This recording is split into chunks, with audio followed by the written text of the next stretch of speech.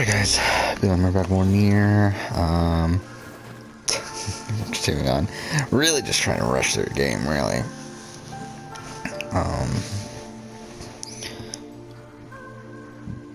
Yeah, we're just gonna do ending B and then we'll call it for NieR here. For NieR Replicant.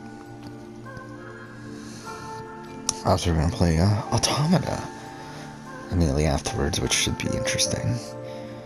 But yeah, we just finished the memory tree, and we did the first part of the law of robotics. So we're about to start the second part. I believe. Do we have to? So I want to see. Check if we received the. Yeah. That's fucking dumb that you still have to go back to the village just to see if you got a letter, just to go back to the thing. Well,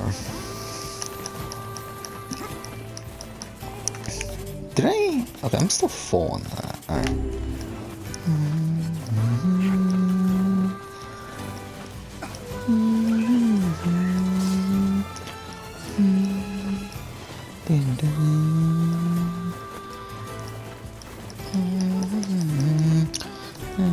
Oh, that message. Whatever.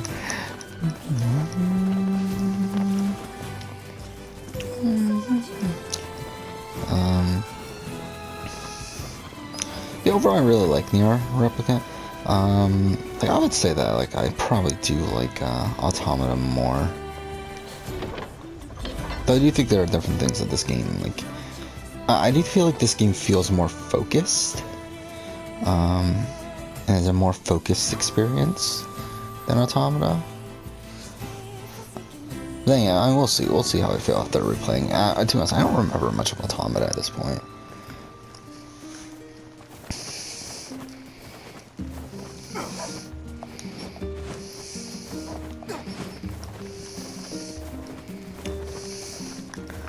Oh wait, what? Oh, we were checking the letter. God damn it.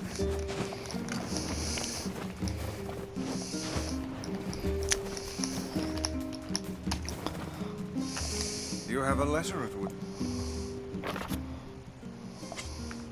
Personal. He's done a lot for. Off to. Let's do that one. 21.5 hours. Fuck me.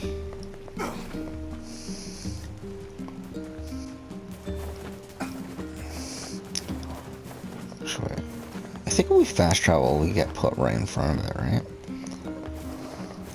I guess we'll check. God damn it. I was listening to a podcast, wasn't I? And we'll do that still, I guess. See if the water is drinkable just by looking at it. And just because she can drink it doesn't mean you can, Jenny.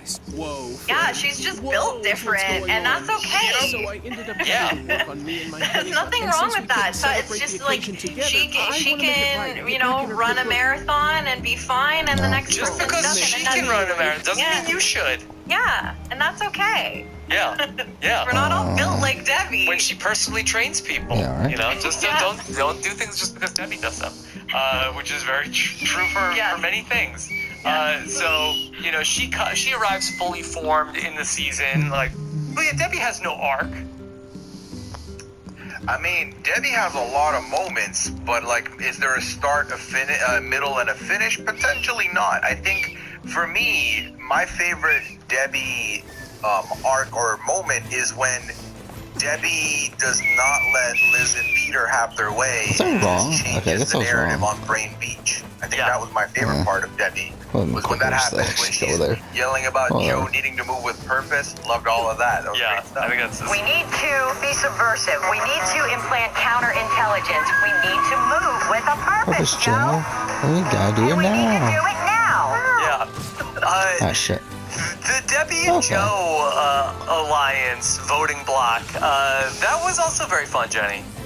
Yeah, they had such a fun dynamic because like Joe is just steady and stable and, you know, controlled and logical, and Debbie is a ball of energy and very intense. But I do think that they do kind of have something in common, and that they can both be very intensely confrontational. And we get to see a snippet of that with Joe and how he talks to Liz? Peter. Yeah. And Liz as well, actually. I was thinking more of when he interrogated Peter on the swap tribe, but Yeah. but I just thought it was so funny how I can't remember if it was Peter or Liz that referred to them as like Grandma and Gramps, which I'm like, oh my, like they're I not. think it was like, Peter. Yeah, I think it was Peter. Sounds That like actually sounds like something Peter would say. Peter gets buried in the edit. He really does over the 5 episodes. They spend a lot of intro time talking about how he looks like Barack Obama, and then everything else is like a lot of like either Peter burying himself or other people just talking about how they can't stand Peter. I don't care he's about super money. egotistical. I only care about making a weapon strong enough to kill those bastards. I forgot how much he got buried in the edit here. I mean, like, you get the story, but it's definitely like. But the story is dunking on him. very, very like dismissive of other people. There's The other thing about Debbie that I really enjoyed, there were points in her story that I don't think that she was always like fumbling or anything like that. Like what Puya already said about flipping the script on Liz and Peter, on the Brains tribe, and we never got to see the swap tribe that she was on. I'm forgetting all the tribe names now, but the swap tribe that she was on, they never went to tribal. But I felt like she was maybe in a pretty good position, just the way that things were being presented to us. She was a solid performer in the challenges. Also, puzzles laid down for her like lovers. Yep. And she was a champion for women. We see on multiple occasions where she's having conversations in this and she season. says, I want a woman to win this thing. And she ultimately makes sure that happens one way or another. She didn't want a woman to win the second time she played. No. She wanted Brad to win the second time she played. Changed her mind. She changed her mind. She saw a woman. Women can win once. That's it. I've done my service. Where we get there again? She's saying equality, okay? I had a woman once. She's like, hey, it's Survivor 34, okay? Like, the women will win plenty of other seasons. Let Brad have this one. Debbie, no. Yes. Oh, no. Debbie's read was wrong. Yeah. But the Brains tribe is really so interesting, Puya, that it's voting blocks in. You have Joe and Debbie, you have Peter and Liz, and then you also have Neil and Aubrey. And, they're ultimately going to go to the Trump Council in the 3rd episode when Liz goes home. But that is like a very contentious group. And really, it's, I think, the Neil and Aubrey twosome end up flipping around. Yeah, and I do love that they had a 2-2-2 divide in the 6. That made it very interesting to me. Whereas obviously, very Brains Braun tribe started. Yeah, when Braun started, it was very much like, okay, this person's on the outs, we're done. And then obviously some stuff happened, the ripple effect, and whatever. But here, it was very interesting because Liz and Peter wanted to keep all the young folks together, and that was their plan. And then Debbie and Joe were doing their own thing, and then in the middle, Aubrey and Neil kind of ended up deciding what they want to do and where they want to go with all of it. And it was very fun to see. And I think there's another instance, I believe in which, again, just like Jenny, which tribe was this? But there was a 2-2-2 between the Brawn, Beauty, and Brain divide in the swap, which I liked as well. I'm a big fan of having 6 people, and it's a legitimate pair-off. I do enjoy that very much. And what I liked about that, the split on the Brains tribe is that it wasn't in This is bullshit. You would do the same thing. It was very obvious. It was talked about We literally openly. just did this not even 30 minutes I ago. don't want that in every round of Survivor and every season, but it's kind of interesting when you're just laying it out there where it's like these 2 people are together and these 2 people are together, and then trying to figure out where everything fits. It's just kind of fun when it's laid out there in front of you instead of being in secret. Because then you know who's together, and you're trying to figure out where the numbers go. One of the things I felt was really interesting on the rewatch was the Aubrey origin story. We've seen so much Aubrey. We watched her play across 3 seasons, and I felt like that her story kind of bookends, that I feel like that the emotional distress and panic that we see in her on her first day in Survivor, that I kind of feel like that we get that from her by the end of her journey, where I feel like that Survivor has like broken her back down by the end of the Edge of Extinction.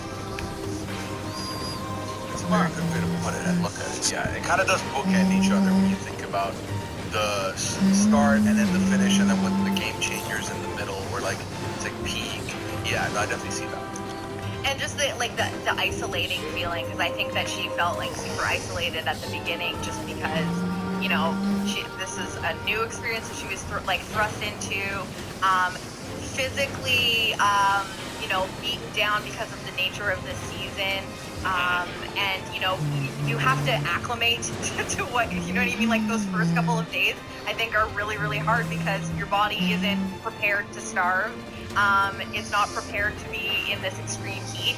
And so in terms of the bookend, it's like, you know, her experience on Edge of Extinction is, It's funny how much easier this is, though, when you know what you're doing. And so, like, it kind of makes sense for why she returns to that sort of, like, state of mind. And I do think that the one thing that's different between the two, obviously, is that isolation. In the beginning, it was all in, like, you know, there's a lot going on in her head, and she feels like she's going to be the weak, like she feels like she's going to be perceived as weak, and that's kind of where it's trending. Whereas when it comes to Edge of Extinction, her end is begins and ends with the fact that she is now a notable person in the universe and is a formidable opponent, which people feel threatened by, and ends up getting her out in that way, and then she's dealing with that mental hardship, which is, I imagine, not easy as well. Let's talk about the early days over at the Beauty Tribe, because the Beauty Tribe ends up being our most functional tribe of the three. They don't go to a tribal council before they get to the swap at the very least. And again, this is a season of big personalities, and we have a lot of people who really get a lot of airtime early on. Ty is sort of like the breakout star there, who it's easy to see why Ty comes back for a second season. Jenny, Ty is such a interesting figure in the season. And he's someone who, even though, you know, other characters have like peaks and then they kind of, their storyline tapers off for a little bit before they pop up again. Ty, I feel like, is a pretty constant part of the storyline throughout the whole season. And we're hearing a lot about his kind of internal, like, he's an interesting character because he's struggling so much morally throughout this season, which I think is something that doesn't really maybe get talked about enough in Survivor. Like, I think that there's a lot of discussion about, like, making the right move and, you know, like, worrying about getting blindsided and stuff like that, but I don't feel like we get quite the same sort of conversation about, like, you know, working with people that your morals don't align with, and trying to, like, you know, compromise, like, your heart and your head. Well, we get this with Aubrey as well, but I just found that the way that he talks about his journey and his experience through the game is, like, really, really interesting.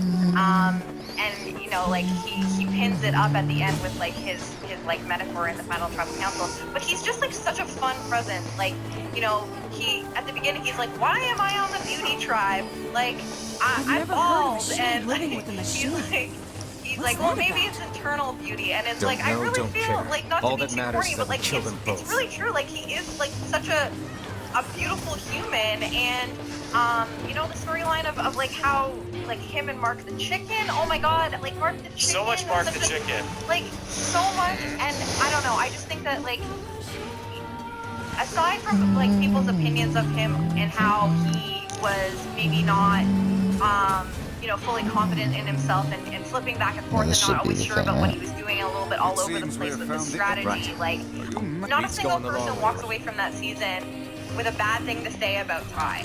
Even Scott and Jason, who got royally screwed by him, you know, find him lovable. Well, I feel like he gets dragged the hardest at the final tribal council. Yeah, but they also know they're not voting for him, and so, like, they're not trying to, like, they know he's not going to win, so they're not, like, trying to hurt his feelings, but they're just, I mean, that's more so just them trying to flex, like, their own. Oh, I forgot. Yeah, that's what it is, right? The shade working with it. Mark the Chicken survives. Oh, so Survivor that's that Go Wrong, story. which is more than you could say about a So that's few cool. of the cast I didn't even members, realize that in just terms now. of their status in the game. Yeah. Mark the Chicken makes it through 39 days unscathed. Mark the Chicken also the only animal, I think, to ever be present at a final tribal council. Like, straight up as Beast part of Mode the Cowboy got final cooked. Mark the Chicken did not. Oh my god. It's fine. Yeah, over spices with Beast Mode Cowboy, not with Mark the Chicken either. So yeah, no, I mean, it's very fascinating to think, right? Also, Mark the Chicken featuring Ty is the reason, is the equation that then the new narrative, the new meta in the Survivor Streets in the form of the Sia money. Yeah. Right? This is where this happens. I know this is, we're just talking about the beginning of the season, but the moment with Sia, that this was jarring. When we get to the finale, that Jeff is in the middle of talking, and then you just hear like talking in the crowd, and it's like, oh, we love you, Aubrey! Like, and then Jeff's like, wait, what? Oh, hold on. And somebody's standing up, and I remember in the real time thinking, like, oh my god, like, is there like some sort of is everybody safe? Is everybody okay? Another medevac? Yeah. Is there like an intruder? Like, does everybody need to is everybody safe? And so then just like, okay, I know what this is. Okay, this is a very special thing. And Sia comes up and just starts talking, like in the middle of a segment. And Jeff tells us like that this was not supposed to happen in this way. Jeff is like totally thrown off after that happened, and the Sia prize is born. That whole reunion was a disaster. Spoiler for my opinion on that, but I think it was already off the rails before the Sia moment, but that definitely toppled Jeff. Yeah. I remember, I think it was right before the final tribal happens. Jeff, like, live from Studio City, Jeff's like, yeah, and we're gonna have a guest at the final tribal. Stay tuned to see who it is.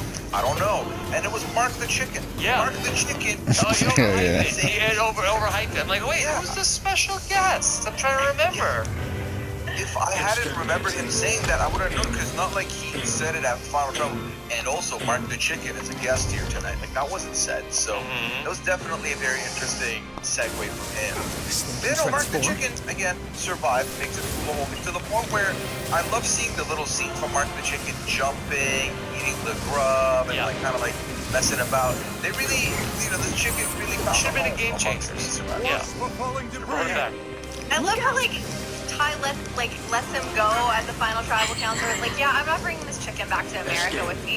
And then he's like, goodbye, Mark.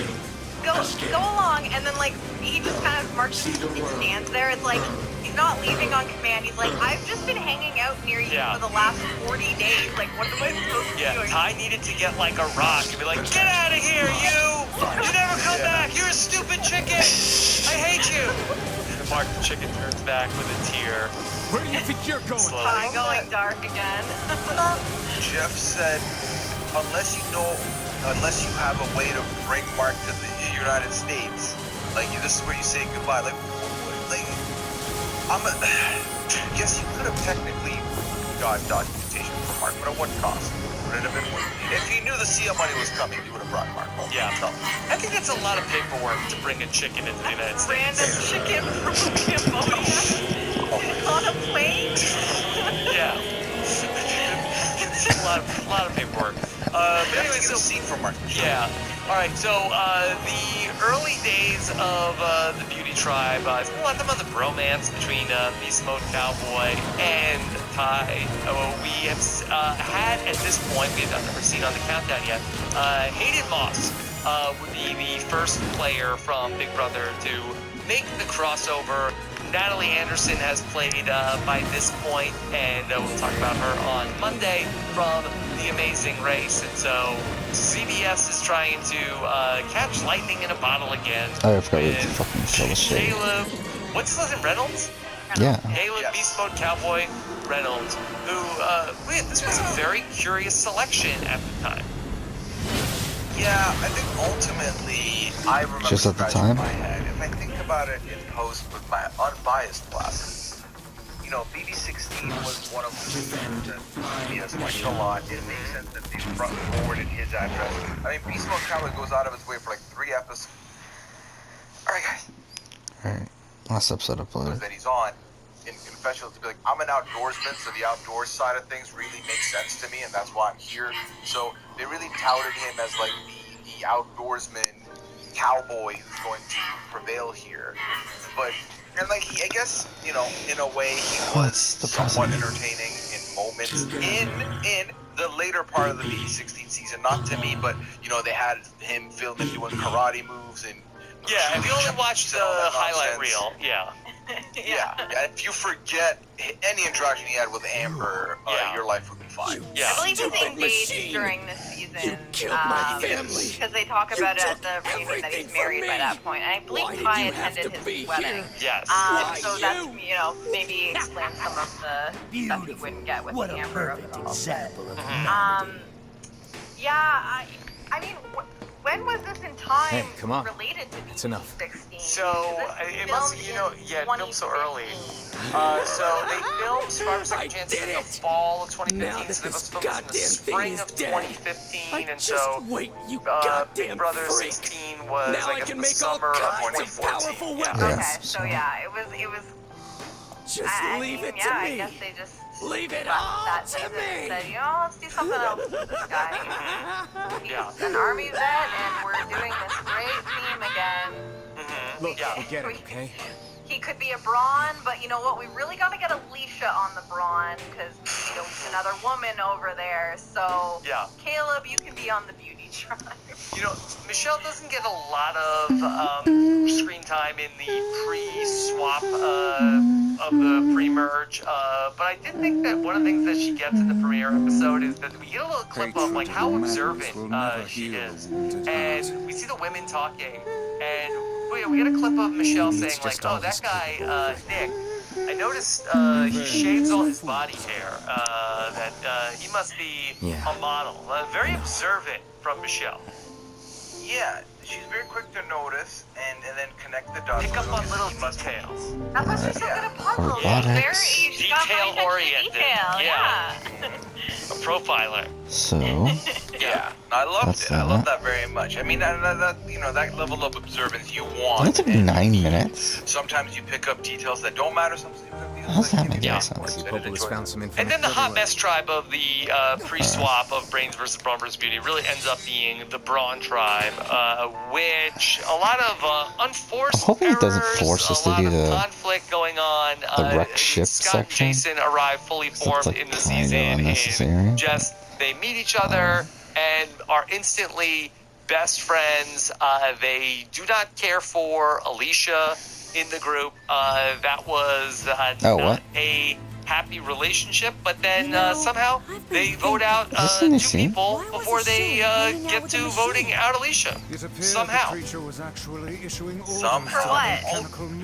For what? I don't even understand. I get it. Darnell lost the goggles, but still, these two guys talk about for 9 days. So Kane knows, right? And they keep her around for 2 votes. And Jenny didn't want to even get rid of Darnell. She whispers to them at that tribal council and says, "I don't want to vote Darnell." Like, you guys hate Alicia the most. What is happening here? Like, why did this happen? Yeah. You are no shade. I think ultimately it's one of those things where it's so convenient that Alicia can go at any point and no one likes her. So we can easily get Alicia out. Let's get out some other people, and it'll just make the next vote even easier when we get the Alicia vote out. Obviously that's risky because then a swap happens and that whole plan could go, done.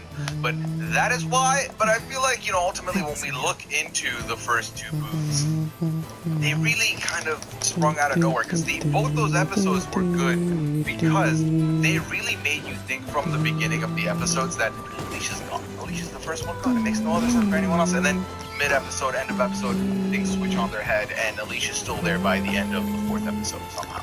That's another fun thing about this season is that there's not really any boring votes. There's not a lot of unanimous votes. Even the small tribe votes where like it was, on Brawn Tribe where they were pretty much against one person. Like they didn't even always vote together. Yeah. There was throne votes and stuff. Yeah. Like the counts were always kind of interesting and kind of made you wonder what happened. Probably the Alicia vote is the most Probably. straightforward. But I will counter that point, Jenny, to say there are 2 episodes that end with no tribal council due to medical evacuation. So Okay, but the votes when we go, it's good. Yeah. Yeah, they make it worth it. Yeah, maybe the 1-2 step of Alicia being, so easily the one that's going, and then Anna kind of being a beauty's gonna come in, let's get rid of a beauty of it. But even then, there was intrigue there because Ty told her that he was going to give her the immunity idol. So I think that there was definitely some intrigue on that vote in the 5th episode. But the Darnell vote is interesting, especially in that it's a 3-3 split, where you see Sydney, Darnell, and Jason voted for Alicia, and then Scott, Jennifer, and Alicia voted for Darnell, and then on the revote, it ends up being Darnell. What do you mean? The area has been shut, and now they've not It's only... so weird to think, because I didn't notice. I don't Alicia care. voted with the 2 guys that hated her the It's most. the exact same shit. And I think that she felt like, she pled her How do we get case to loyal them and servers? that I don't they remember. were like pulling her in. And there was like a moment where you're like, okay, like they don't really respect her, but they're gonna try to work with her. And then they're like, oh, just kidding, we can't stand her. I'm going to like verbally abuse her for an episode or 2, and then we'll just vote her out anyway after all of this. But I do feel like there was a moment in time where Scott and Jason actually planned on utilizing her as a number, and then they're just like, no, the personality clashing is just too much. I can't work with this person. And it blows up further from there. Yeah, and I think it's more Jason that has the issue. Like, there's times when one is worse than the other. Like, Jason really hated Alicia, only referred to her as a blondie. Yeah. There was one point he picked the scab and was gonna feed it to Blondie. That was so messed up. Yeah. They called her Blondie at Tribal in front of her. Like, my memory of it was like, okay, I remember they called her that, but I forgot that they also called her that, to her face, in front of her, in front of Jeff, with no regard. Like, they truly do not respect this woman. Yeah, no. They very much dehumanized her in their tribe as you're a nothing person to us. You don't matter. Even when they would try and rope her in and say you're with us, they didn't want, all they wanted Alicia to do is be like, yes sir, thank you so much, you are amazing, thank you for holding my life in here. But Alicia's a person. Alicia's gonna be like, yeah, but you kind of I didn't like this thing that happened. But they weren't willing to hear that out ever. So that exchange kept making things worse and worse and worse for from a viewer's perspective and for the relationship. Yeah, I mean, there was exactly one woman on the season that those 2 guys were able to have a decent relationship with, and that was Julia, who was the 19-year-old person who was like, hey, whatever you guys want to do, I'm cool with that. That was the relationship that worked for Scott and Jason. Well, and even then, it worked because Julia had the foresight to realize, if I get to the end with these 2, I'll beat them, so I'll take it. Yeah. Well, and so the other thing is that on the Brawn Tribe, we do not desire. I feel bad saying this, but Alicia was not liked by the women either. No. And I think that it's just, that part gets kind of overshadowed just by how blatantly terrible Jason and Scott are to her. Because we get confessionals from Sydney saying she's annoying, I want her gone. Sydney didn't like her. I think Jennifer warmed up. Jennifer, she felt bad that how mean Jason was, and she actually wanted to consider trying to save her, which ends up backfiring on Jennifer. Yeah, but you know what I mean? Alright, we'll save here early and then on, we'll do they were not looking another to work episode with after her this, I think. either. It's just it just got kind of, So next episode, the women weren't really sticking up for her either, and